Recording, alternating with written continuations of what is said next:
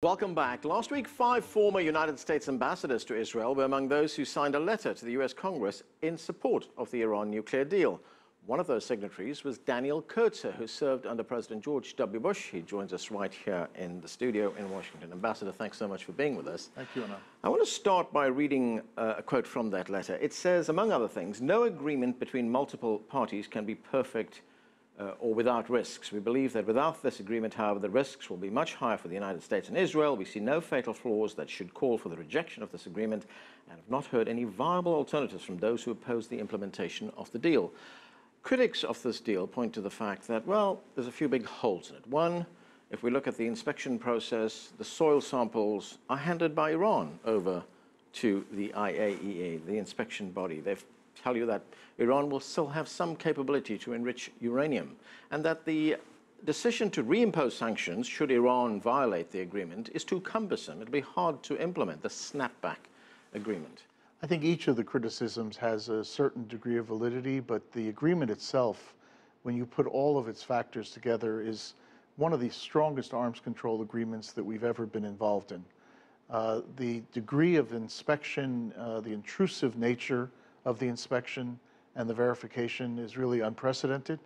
The experts will tell you that you can't hide nuclear work. So even if the Iranians try to clean out a facility and hold us at bay or the inspectors at bay for 24 days or whatever, you can't hide the fact that there was nuclear work going on there. And are there broader questions here for the United States? You know, we just talked to Dr. Mohammad Marandi, an analyst in Tehran, and he said, look, the United States, if they do walk away from this deal, and we know that there are many in Congress who oppose the deal, what will that do to America's standing in the world, its prestige, its credibility? There are dangers here for the United States, aren't there? Well, they're great unknowns if this agreement, in fact, does collapse. One of the most immediate impacts is going to be that Iran continues along the pathway to possibility of producing a nuclear weapon. They are much closer now than they were 15 years ago, 5 years ago, and without any kind of restraints and constraints, they will proceed with even more enrichment and the next generation of centrifuges and the like. Second, I think he's right that our diplomatic standing will erode. Other countries will wonder how they can trust us to negotiate an agreement if after they finish negotiating, the agreement ends up not being pushed forward. There was a column written by the Iranian Foreign Minister Javad Zarif in the Guardian newspaper, the British newspaper, in which he called for a nuclear-free weapons zone in the Middle East. Of course, that would mean that Israel would have to give up its nuclear weapons. Israel has never publicly admitted to having nuclear weapons, but there is a widespread assumption that it has.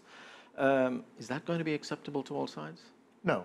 I think it's one of those long-term goals that people like to think about. But as we see in the Middle East right now, it's a region of tremendous instability where the trust is so low and the ability even to negotiate small agreements is almost non-existent, that to think about a nuclear weapon or weapon of mass destruction free zone, I think is a bit pie in the sky.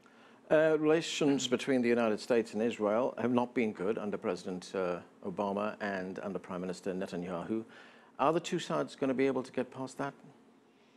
Well, in one respect, yes. We have a very deep and quite extensive intelligence and strategic relationship that will survive this problem. But we've never quite had the degree of antagonism and name-calling that we've seen in the last couple of years, largely in the direction from Israel toward us, but we haven't been immune from the same thing. And that's going to take some time. There's a personal antagonism now between the two leaders. The fact that Prime Minister Netanyahu has really let out all stops to try to defeat the president on this kind of an agreement will leave a very serious bitter taste, and that it will take some time.